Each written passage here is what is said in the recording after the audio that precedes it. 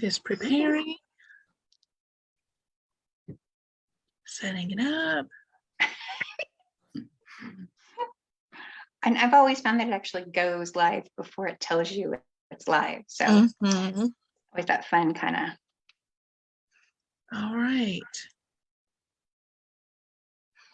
All right. We are here. We are live. We are talking about fictional families. We are have with us this evening some featured authors from our 2023 Coastal Magic Convention. It's still strange for me to be saying 2023, but here we are. So we are going to have a little chat with a few of our featured authors tonight about fictional families, about the mothers and fathers and the siblings and the children and all of the fun things and maybe not so fun things that those characters might bring to the story. And so I am going to give each of our lovely authors a minute to introduce themselves, and then we will start chatting. I have some questions, and then we will be looking for questions in the Facebook group for any of you who might be watching. Thank you very much for joining us this evening. We will be looking for, I'm going to be looking for questions that are left in the authors and attendees, Coastal Magic authors and attendees group. So if you are watching this stream from one of our authors' fan pages, please come on over, follow the link that this video comes from, and hop into the group. And I would love to hear your questions and comments on our chat. And we will get to as many of those as we can before the end of our time together. So definitely do that. Why don't we start with Sasha, and then we'll go to Gail, Sharon, and then Tere. Everybody can take a second, introduce themselves, tell a brief introduction of what you write, and then we'll get started with the questions. Hi, everybody. I'm Sasha Summers, and I write romance in pretty much every genre, but primarily contemporary romance. I'm kind of a fanatic for research, and so my latest series was about beekeepers, and so now I like have bee stuff everywhere, and I'm becoming a beekeeper. So you could say I'm a little OCD, but in a good way, right? So absolutely, yeah. I've been able to participate with Coastal Magic for, I guess, the couple of years that it's been virtual, but I can't wait for next year when I can go in person and actually, like, see everybody. So so that's pretty much me. I have 2 dogs I'm obsessed with, and 4 kids that I adore, and a husband that's really hunky. So there you go. There you go. So hi, I'm Gail Chianese, and this is going to be my first year at Coastal Magic, and I'm really excited. I've been wanting to go for quite a while now, so that's yay. I write contemporary romance, and I write romantic suspense. I've also dabbled a little bit in women's fiction, but it's not really where my jam is at. See, what else can I tell you about me real fast? I'm a wife of a 27-year Navy veteran. I have 3 amazing kids and 1 very demanding dog. Which is unusual because normally we have like 2 or 3 dogs. She takes up enough time. She is the princess pup. So she's right outside my office door. So if you hear noises, that's probably her because mom kicked her out. So yeah, let's see what else we can tell you guys later on as we go. Sounds good. Hi, I'm Sharon C. Cooper. Like Gail, this will be my first year with Coastal Magic Convention. I'm looking forward to it. Yay. And I have been writing for 10 years. I'm a hybrid author. I write traditional and indie, mostly indie. And I write romantic suspense, contemporary romance, and dabble a little bit with romantic comedy. Nice. Okay. Hi, I'm Tere Michaels. I'm an old vet of Coastal Magic. I believe I've been to all of them except for the first one. Wow. Yep. Wow. You managed to miss the incredibly loud screeching parrots in the lobby and other assorted happenings of our first year. I deeply love Coastal Magic, but every story I hear about the first year, I'm okay with having that be the only one I didn't make. So I write contemporary romance. I've dabbled a little in dystopian romance, and my current series is more rom-com-y, and it's about a fledgling Broadway show that's attempting to make it to opening night. Excellent, excellent, excellent. Okay, so the topic of the conversation is fictional families. So before we start talking about the families in your fiction, do you have siblings? Do you have children? Do you have any of these family members that you have included in your stories? Do you have those people in your real life that you have taken characteristics from and kind of slid them into the fictional world? Or is this just maybe you don't have those people in your world, so you are creating them in your fiction? How does your own family unit influence or show up in your families in your stories? Sharon, why don't we start with you? Okay. Characteristics of my husband is in every hero I write. He's amazing. Nice. And it's real easy to kind of drop little characteristics in. Mhm. My kids, grandkids, Mhm. not so much in the stories, although I have a niece, well, I have several nieces, but Mhm. one particular niece and one particular nephew, because I see them more, I've used their characteristics in a few stories. Nice. My siblings, my sister doesn't know this, but I've used some of her in some of my stories. She's read everything, but I don't know if she's recognized. She hasn't said anything about it. She might She have didn't tonight. say, like, that sounds really familiar. Yeah.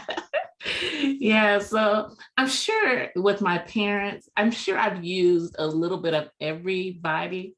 Mhm. Yeah, but just off the top of my head, those particular ones kind of are right off the top of my head that I've Gotcha. used more than once. Yeah. I have some Nice. ideas for one of my granddaughters. She's really busy, crazy smart. And so I'm working on something with her personality. So That's cool. yeah. That'll be fun. Yeah. Anybody else? Yeah. So I definitely, my dogs make it into my stories a lot. Okay, that works. So in my current series that I've been working on, my Candle Point Mystery series, my beloved Akita Bear is in the story.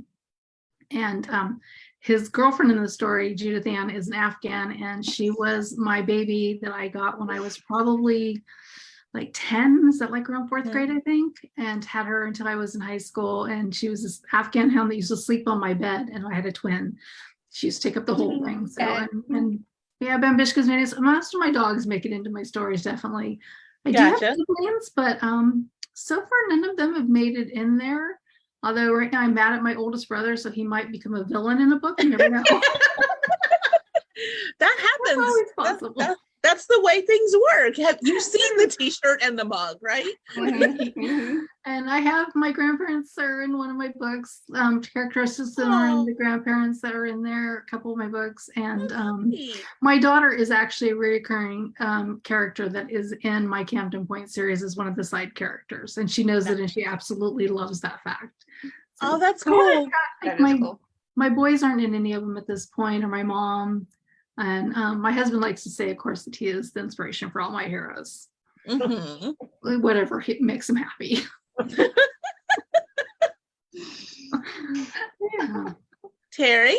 I have one son, and he's a character in his own right, but I don't know that I've ever tried to use him as a character. I think I've used scenarios from his childhood and his personality. I absolutely have a fight between sisters in the Faith, Love, and Devotion series that is entirely based on growing up with three sisters who are very different than I am. So yeah, 1,000%. Actually, when I was writing it, I thought they're going to read it and they're going to totally know, but nobody picked up on it. So it was mostly really, yeah, nobody picked up. But to me, I was like, oh no, that was totally it.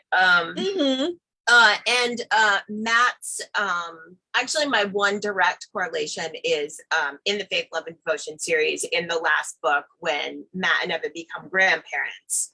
And they're trying to decide on what Matt's moniker would be, and he tries all these different things. It ends up being Pop-Pop, and that was my late father's nickname. Oh, that's sweet. For all the grandkids. So that's my closest thing to a direct call, because it made perfect sense. Right. Matt to be Pop-Pop. That's cool. That's cool. Miss Sasha? Well, no comment, because I have a big crazy family and they all like to think that the story is about them. You know what I mean? They're all convinced that each of these, and I'm like, I'm not going to say a thing because I don't know if it would make them happy. But Tere, I love the Pop-Pop. My dad just passed not that long ago, and that's what he was to all of the grandkids. So it's a great name. So that's awesome. But I think, I mean, I agree with Tere. I think a lot of it, you'll find stories from your real life, or, people have told you, and obviously you're always like, is it okay if I use this, right? Because especially if they're another writer. But stuff that is just familiar, or, I mean, I'm one of those people that when I'm writing, it's kind of a movie playing out before me. So a lot of times it'll just slip in there, and I know it's coming from my brain, but it doesn't feel like it. But it's just like such a natural thing for that character to do. And I think a lot of it is because the characters are familiar, right? And probably based on people that I know and family, and I don't really realize it all the time. Not intending to give them those attributes, but they're there regardless. Exactly. Yeah. Gotcha. Well, before I start my first question, I'm just going to take a peek. For those of you that are watching, I have already told the authors, I promise I am not paying attention to what's happening, but I am looking over to see questions on the side here.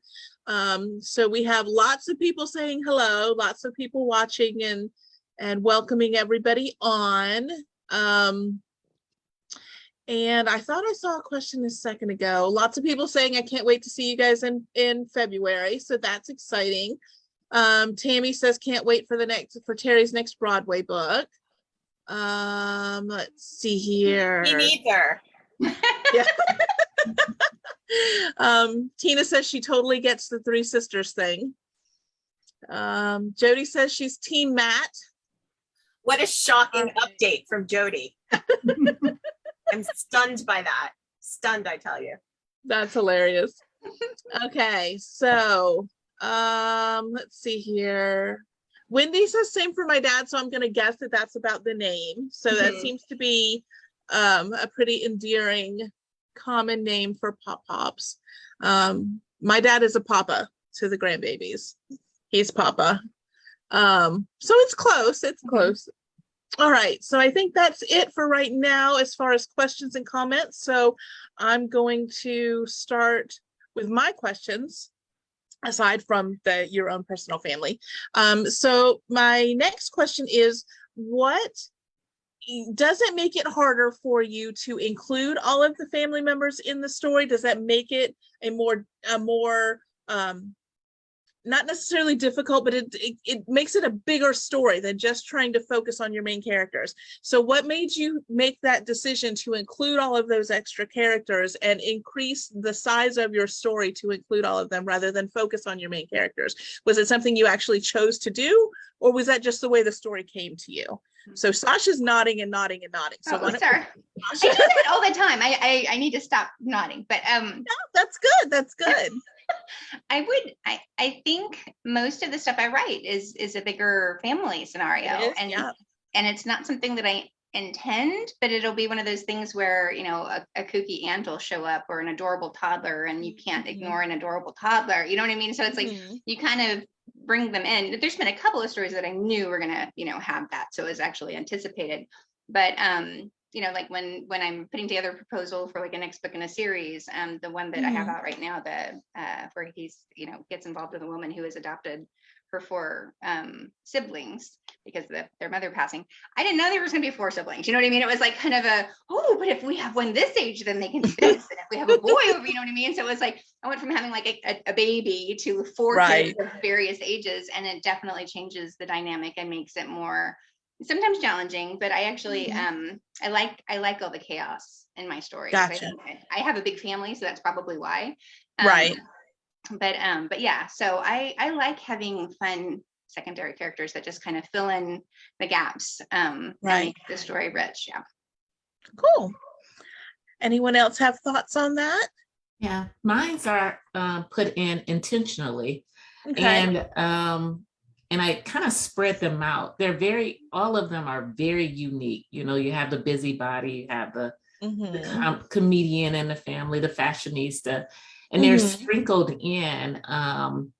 And the Jenkins family series, because the family is so large, is really towards the end. Well, I should say towards some of the later books, it gets a little trickier trying to give a little update on each family now that, you know, they're having kids or new jobs or things of that nature. But I do try to make sure they're in every book and not like all in the first scene or first chapter, but really spread out to where it just feels more like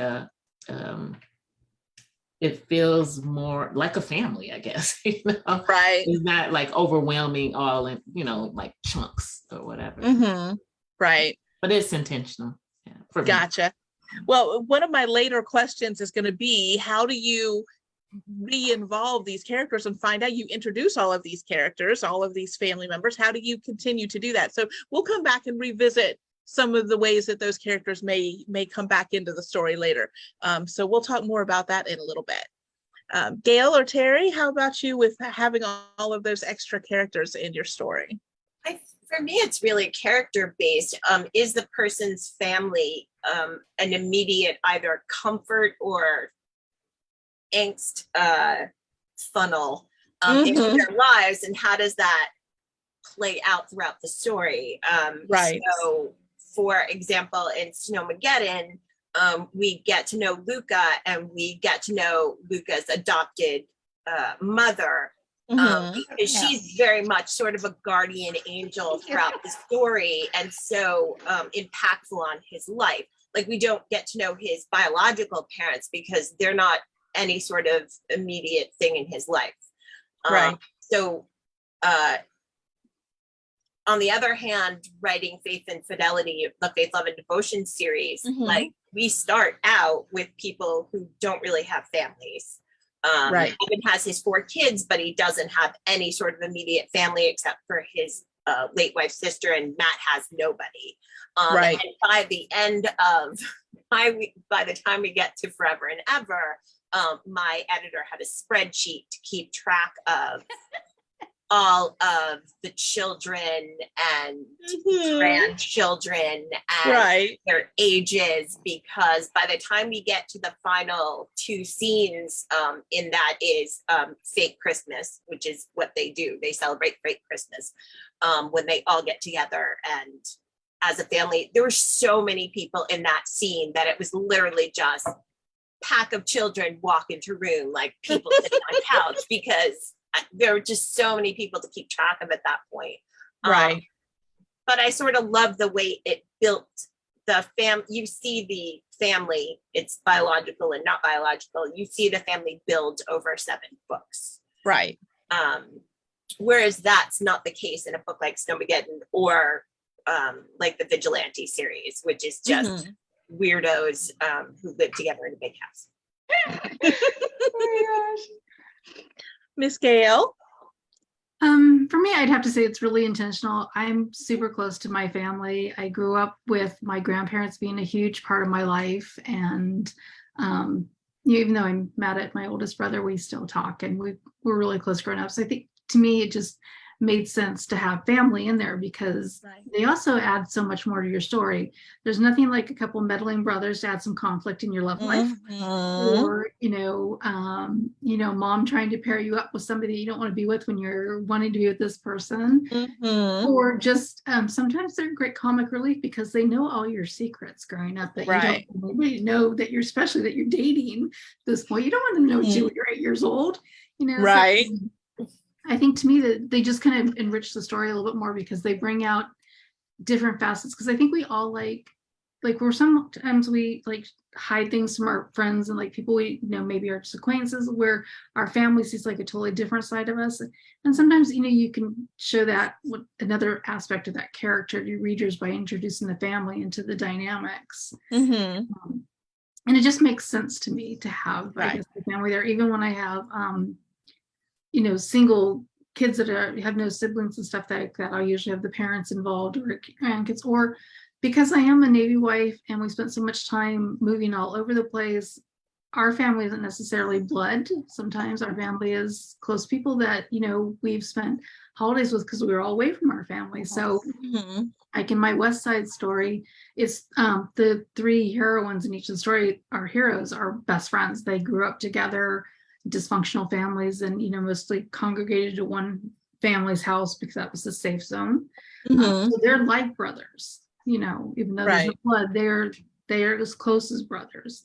So I just think it makes it more of a rich story, and you get to see more aspects of the character that way. So I don't know. I don't think I've written one yet where there's no family around. Yeah. You guys are walking right into all my other questions. I've got a question about whether or not the family characters are more of a help or a hindrance to your main characters, and also about found families. So you guys are just walking right through my question list without me even having to say anything. So we're gonna ask the one that I talked about with Sharon. Sharon, I'm gonna let you answer this first, just because you did mention it earlier. Okay. After we talk about this, I'm gonna hit a couple of questions and comments from the readers. So if you have more questions, definitely put those in there. My question is, with all of these characters, the parents and the siblings and the children, and all of these bigger ensemble of characters that you're trying to keep track of, do you just introduce them and have them serve their one purpose and then kind of let the character move past that? Or do you involve them in the continuing part of your story? How do you check up with them? How do we get updates? Do they show up in later books? How do you address those other characters in the ongoing part of your story? With my Jenkins family series, they definitely show up throughout, because it's with my Jenkins family series, it started with 5 cousins, female, who ran their family's construction company. Right. And so they all 5 were tradesmen, plumbers, carpenters, or whatever. And so because they worked together, it was really easy to try to kind of work them in. As the series is building, I think somebody mentioned, just kind of slowly dropping in other family members who play different roles, but they fit. With my Jenkins family, it's also easy to kind of keep them, all the characters involved, is because they have a Sunday brunch every Sunday. Nice. At the grandparents' house. They have this big, massive estate. And so it's fun bringing them in. And it's amazing how many emails I get from readers saying that it's like I'm talking about their family, because growing up, we all had Sunday dinner together. Everybody started moving all over the country and stuff. And so it's really natural where, be that they're strolling to the kitchen, or somebody's responsible for cleaning, cooking, or whatever. Right. I hope I'm answering your question. I feel like yes, absolutely. Absolutely. Tere, how about you? They're constantly, they go throughout the series though. Right. That's fantastic. That's great. I fully admit to, in the Faith, Love, and Devotion series, only bringing in the kids when I needed some sort of conflict. I see you, Miranda. I see your conflict. I see you bringing conflict in. So Miranda would show up for conflict, and like the twins would show up to be adorable. So, the kids coming in and out was really just about when I needed them for a scene. And then when I wanted to have, really in the later books, just the idea of, particularly from Matt's point of view, bringing everybody together is literally his idea of heaven. Because he went so long without a family.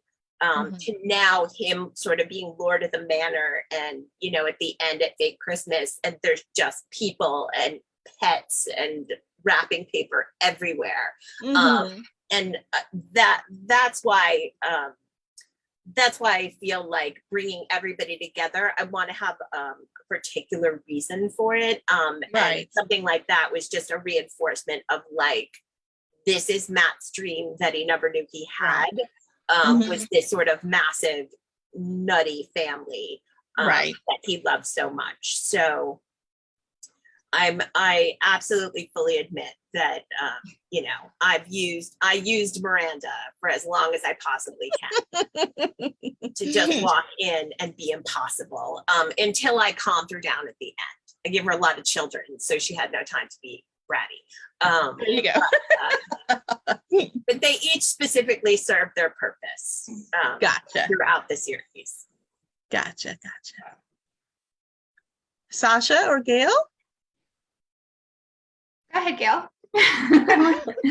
I think most of mine, they show up again when they're mostly just needed, like to bring out that character, its personality a little bit more, or to add more conflict to it. Nothing like, being caught by your mom and your pseudo grandma in the middle of a kiss, be with that person. And that's kind of fun to do.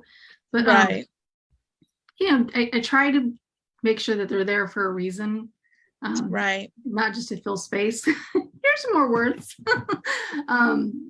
But I think, most of mine keep showing up, even if it's just here and there, just a little bit to kind of bring them back in as that, because like I said, mine are very interconnected, even though some of them aren't by blood. They're close enough that they've been friends forever, that it's their extended family. So you got to bring them in, who was in book one, and ask them back to, visit book two, because otherwise it just seems kind of like, what happened to them? Yeah. Right. So, yeah. Sasha? Yeah. Right now I'm actually writing a book, and I'm in crazy love with the hero, but he's a very different hero than what I normally write, and that he does not communicate. I mean, it's like he has it in his head, but he does not words, people stress him out. He's a coder. He likes to, work by himself, everything. And he's kind of inherited these girls, little girls, and he doesn't know what to do with them at all. And instead of trying to communicate with them, he just has panic attacks all the time. So the Hills are this very large female family. They don't shrink from getting into anybody's business. Just kind of adopt him, because they see that he's this man who's never going to ask for help ever, who has these two little precious girls who are stressed out because they don't know what's going on with life. And it's been really fun to it sounds unhinged, to watch him kind of come into this awareness of this is not just a TV movie like It's a Wonderful Life, because he had a family just was not very connected. Right. So it's really, I've enjoyed watching him kind of realize and slowly start to warm to the idea that this could be a real thing, and watching his girls react to him do that, because he has a 13-year-old and she's very sassy, and a 5-year-old who's just so it's been really neat. But I think in most of my stories there are definite, what you were talking about earlier, Gail, as far as the whole, it doesn't really matter if you're blood. You can have relationships that are so deeply bonded that they might as well be calling them brother and mother, and Right. So there's a lot of that in my books. Gotcha. I'm going to go to the questions and some comments from the readers who are watching. And then when we come back, we're going to talk, I'll ask you guys about the found families and how those characters fitted with your blood family characters. So let's go back real quick. The people in the comments are chatty, so that is fantastic. I'm going to try to get to everybody, but for some reason my phone is only letting me scroll back a certain amount. So if I have missed a question, I apologize. You're welcome to ask it again. Or we can maybe try to have, maybe some of the authors will peek into comments afterwards and just see if we miss anything.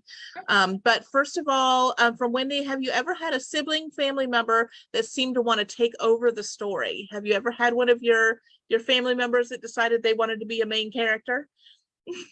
And that's why you write series. There you go. There you go. Anybody else have one of those that ended up with a follow-up book from a character who just decided they wanted to be the main one? Yeah, mine is MJ, Martina. She's the busybody, troublemaker, hilarious. Yeah, I had to give her insistent. One. Yeah. That works. Was that planned to start with, or did that come about as you were writing?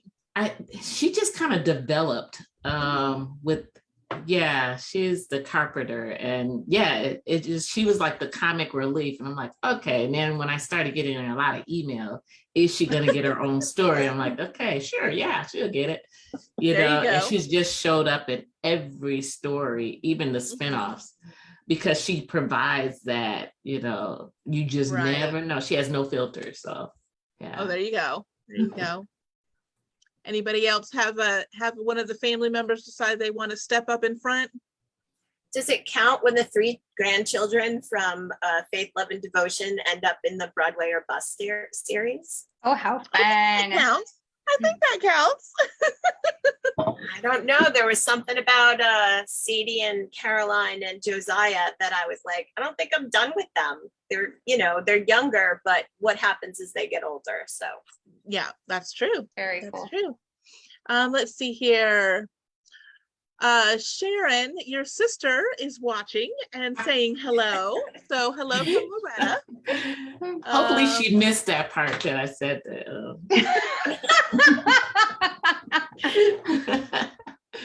Let's see here.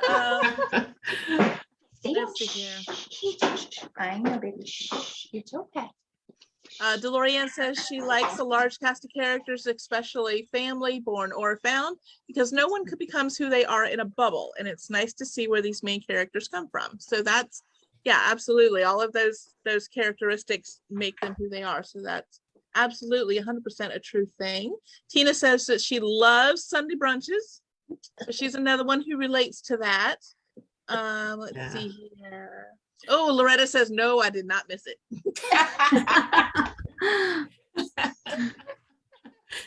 All right, so I think that's everything in the comments for right now. If you have asked a question in comments and I did not get to it, please re-ask so that I can see it, just in case it was above where my phone would allow me to scroll. Okay, Sorry, so my massive dog just almost knocked my computer over. Sorry. Oh, goodness. So if you suddenly go sideways, then we'll know. You'll know. Yeah, need it's a minute. Behave. All right, so found families. Found families is a story characteristic that a lot of readers I know are very, very involved with it. That like that building of your own support and your own family is very popular for myself and a lot of other readers. Do you have, because you do have the actual families that your characters are coming from in your stories, do you also try to build in that found family support system, or do you just rely on just the blood relatives? And if so, how do those found family characters differ, if at all, from your characters' actual like parents and siblings and children and things like that? Lots of nodding. Sharon, I'm going to go back to you. You want to start us off? With my Atlanta's Finest series, is a romantic suspense series, and it's they're all of the guys are security specialists for this particular company, and everybody in this company are like family. Right. They have it's interesting, they play different roles. Like the managing partner, he kind of seems like the dad of the group, even though they're around the same age, but he's the one that kind of keeps them in line. And you have the troublemaker, you have the comedian, you have, and they're it's a brotherhood. And, and as I'm building this series, the women who come, they're establishing a sisterhood. And so they get along as if they're actual siblings, really. And they're all found families. Nobody's related, but know, they're closer than some families. Families, yeah. Right. Tere, do your found family characters play a different role than your blood family characters, or is everybody kind of fitting into a spot? I mean, even though I have biological families within all of my stories, I would argue that almost all of my books are found families. I would agree. Because, I mean, it's not like in the Faith, Love, and Devotion series, that extended family is built out of a biological family and then other families sort of joining this large Conglomeration. conglomeration. Exactly. It's, Mhm. it's like Coca-Cola at this point. Like there's a lot of subsidiaries, but it's just this gamut sort of group of people. But even something like Vigilante, I mean, there you have brothers, you have a father, you have two sets of brothers actually. But I wouldn't say that the biological family necessarily plays a larger part than the found family aspect of it. Right. Even with Rachel, who everybody wants to kill, but they love her anyway. But I would say that it's kind of broken pieces of biological families that are brought together into found families. I would say, if I had to get very specific about my wheelhouse of writing families, that's what I would say. That it's like little pieces of families that aren't part of a larger group that are sort of brought together. Right. Sort of bring something to the group. Mhm. Even if it's just like, wow, it's just really nice to be part of a group of people that I love and can support. Right. So Gotcha. that's my Gail or Sasha? I'll go first for you. Give you a second. So, and like my West Side series, when I first started writing this book, I knew that the two girls were best friends from childhood. Mhm. That just kind of came to me, and right away. And the one main hero in the first book, her parents died when she was young, so she was raised by her grandparents, and her best friend, was at her house a lot, like we do. And she didn't have grandparents, so these became her surrogate grandparents, and they treat her like part of the family.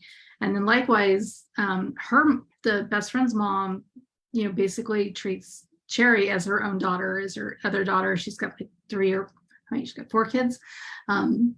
So to her, it was just natural to have, treat her like her own daughter. And I have them play those roles. They, just like a grandma would give you advice versus how a mom would give you advice. I have them totally played out that way with the girls.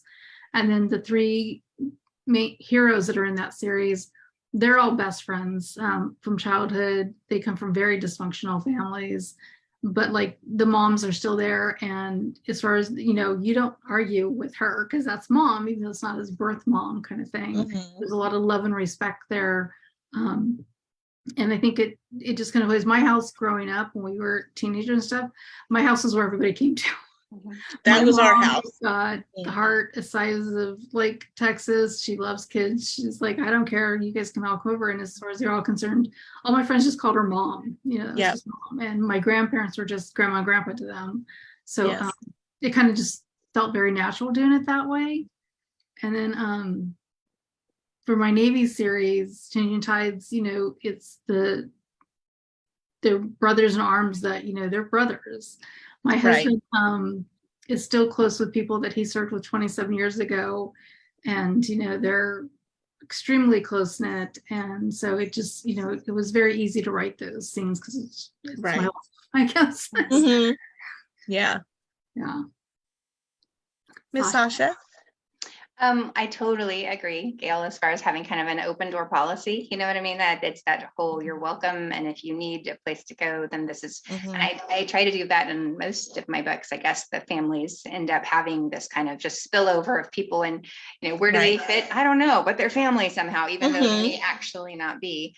I think one of my favorite found families that I've written is the werewolves, because obviously they weren't going to be family, but that whole bond with the shifters, I think, they were a lot of fun to write. The guys were a lot of fun to write because there was nothing about them that was alike. And that was really kind of cool except for the one thing, right? So that was really nice. And then in this one, the newest one, the Honeyacre series, I love how, again, it's just these women and they just are so good about pulling people in. They don't take any nonsense. If you're going to be there, you're going to help out, you're going to take care, you're going to share, you're not going to try to sneak off and then just sit down to the table, but it's all very in the kitchen, all very cooking, all very active.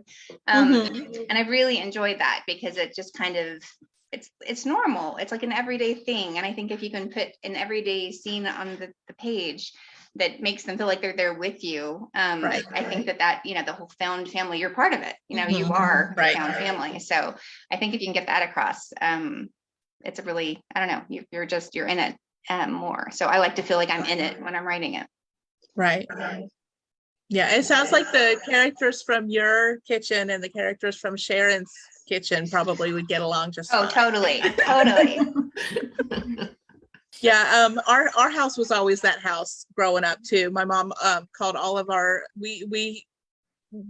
family grew exponentially while we were teenagers, and they were all she always just called them the loners. They were all her kids, and she was mom to everybody. And yeah, we never differentiated. I'll say somebody's my brother, and I don't have to explain that he's not actually born to my family. He is just my brother, and that's just the way it is. Yeah, so I totally understand that whole situation. Let me look real quick. I thought I saw something else. Tina says, what series was Sasha referencing? So oh my goodness, I Romantic actually Dakota. have a copy of the book. Yeah. So this one just came out last month, and this is the first one in the Honey series with the strong women, and the one that's made me go out and put on bee suits and everything else, and I really love it. So there you go. All right, so I have two more questions, but we try to hit right around 45 minutes, and we're running real close. So I think I'm going to just ask one question, and then we'll finish up with some information about you guys for readers to watch. My question is, what has been your biggest challenge when it comes to writing in a family member? Has it been children that were just rambunctious? Has it been family members who end up being more of a hindrance than a help? Has it been finding out that you've suddenly written your own personal brother into a character that's a brother? Like what's the biggest challenge for you? Because all of you seem like you enjoy writing the family members. So what's been the biggest challenge in writing any of the family members into your story? Or have there been? Maybe there hasn't been. For me, it's just making sure, because normally when I'm writing, I know it's going to be a series, right? So I know that there's going to be other books. So it's like, it's holding off that information. It's like, don't tell them this now. This has to wait for their book. You know what I mean? So I think that's it, because you want to just share all the goodie, right? You get excited. Right. And so it's just basically like, that's a great paragraph. Cut it. Next book. You know what I mean? Because you don't want to distract from who, is your main character. On. So yeah, that's been my thing. Gotcha. Anybody else have any challenges, or has it been smooth sailing? I think the biggest challenge when you write families, especially if it's a large family, is those scenes where everybody's there and just making sure you keep track of them and who's doing what and who's saying what, and you don't just like mention, oh, grandpa's there, but then grandpa never says a word. I've had to go and revise a few things that you do, because you're like, oh wait, did I get everybody? That I think sometimes is the biggest challenge with that, is just making sure you acknowledge them all. Yeah. Right.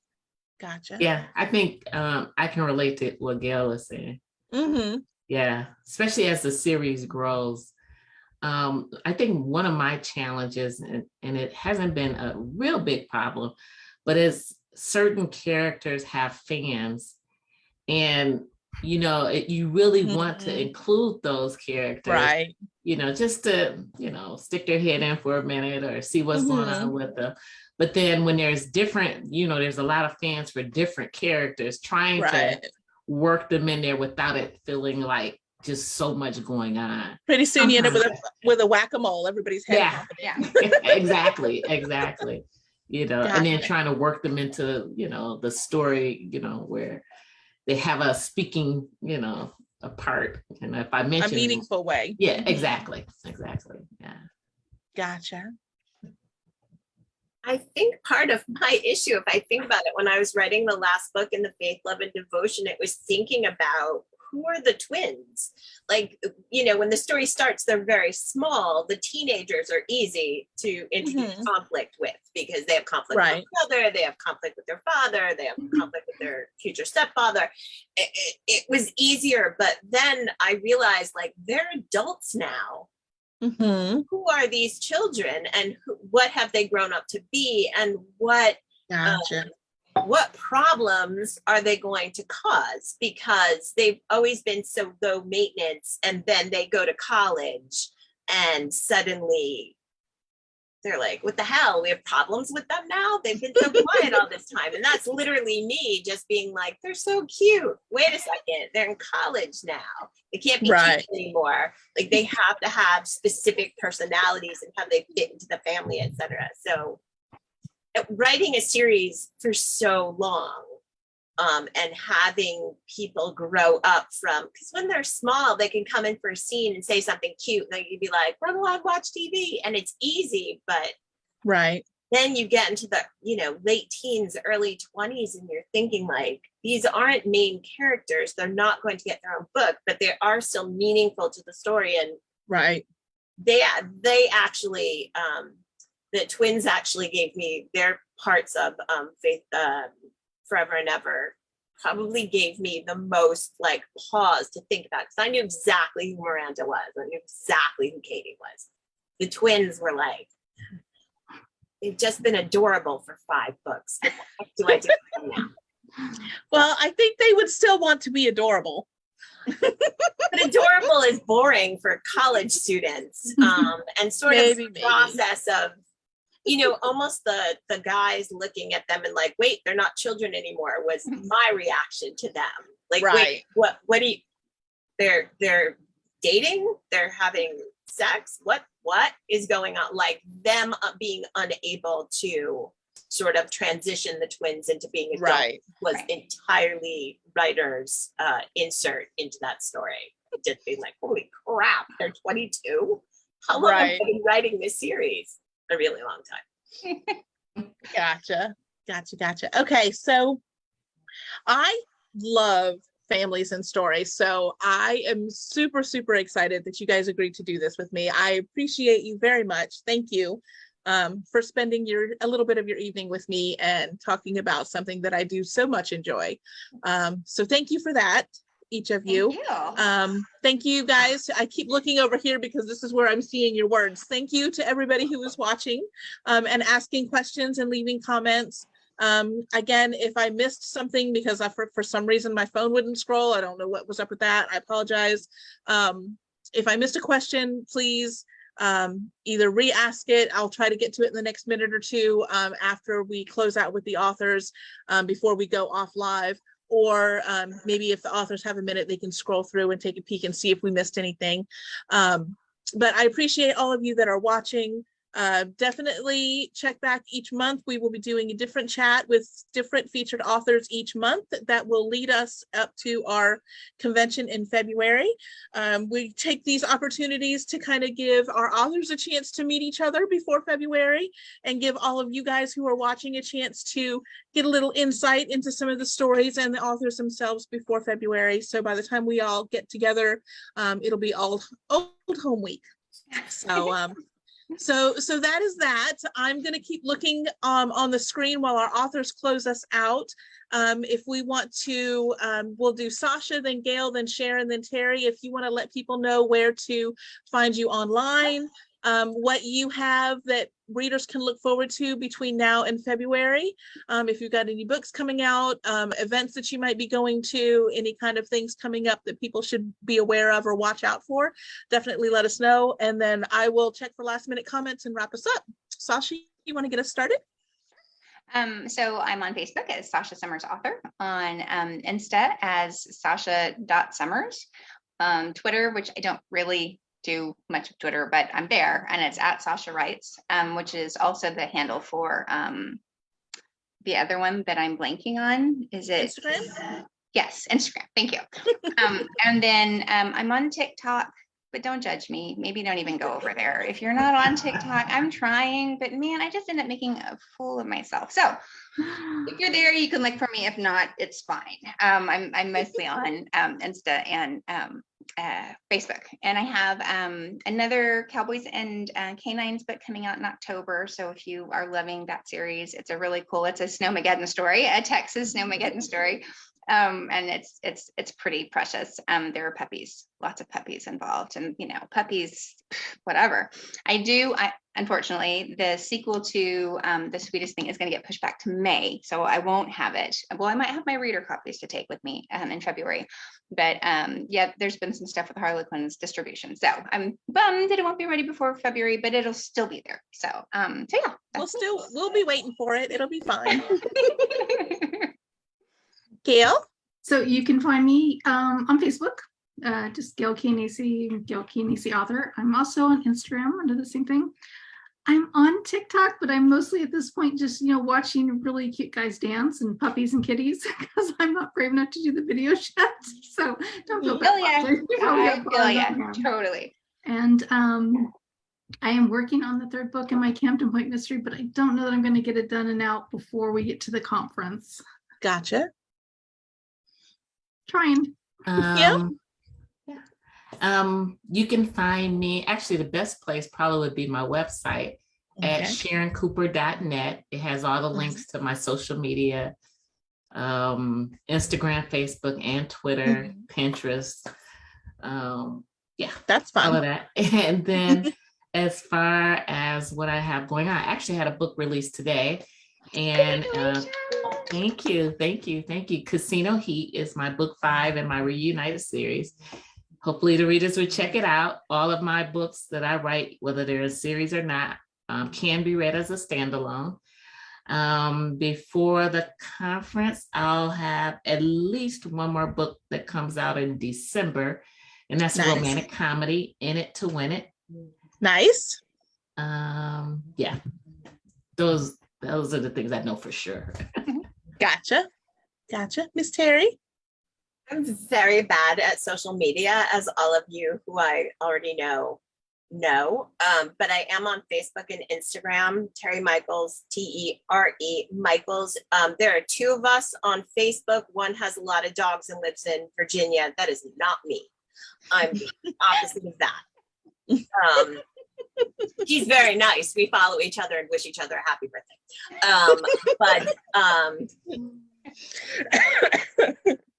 The second book in Broadway or Bust will be out hopefully by December. So I will have copies at Coastal Magic. There might be something else, but I won't say more than that. Just do you see these eyeballs? Dangling that excitement out there. Yeah. Good for you. We'll see what happens. It's a cliffhanger. It's a cliffhanger. It's a good thing. We'll see. That's all I'm going to say. Okay. And no, it's not a faith, love, and devotion book. I'm just getting that out right now. So there's not even a flicker that might be it. I'm just throwing it. Okay. So I did not see anyone add any questions. There are lots of thank yous, and Tina's just screamed in all caps, Tere. Yeah. Loretta says, yay, I can't wait for the new book. So I'm guessing, did you not let her get you? It's coming. All right. Lots of can't waits to see everybody in February. So that's a nice way to end this, because I also cannot wait to see everyone in February. I cannot wait to see everyone next month. So definitely keep your eyes peeled for the next chat that we'll be having that will come in September. And again, thank you very much for spending a little bit of your evening with us. Thank you to those who were watching. If you are watching this after the live is done, feel free to leave questions and comments. I can't promise that all of the authors will be back, but they're in the group. A lot of the authors are in the authors and attendees group, so they'll be peeking in and out. So leave a question. If I see it, I will try to answer it if I can, or one of the authors will. So thank all of you, my lovely author friends, for hanging out with me for a little bit. It was fun. And that's gonna wrap us up. So I will see all of you guys later. Have a good rest of your night. Bye. Bye. Thank you.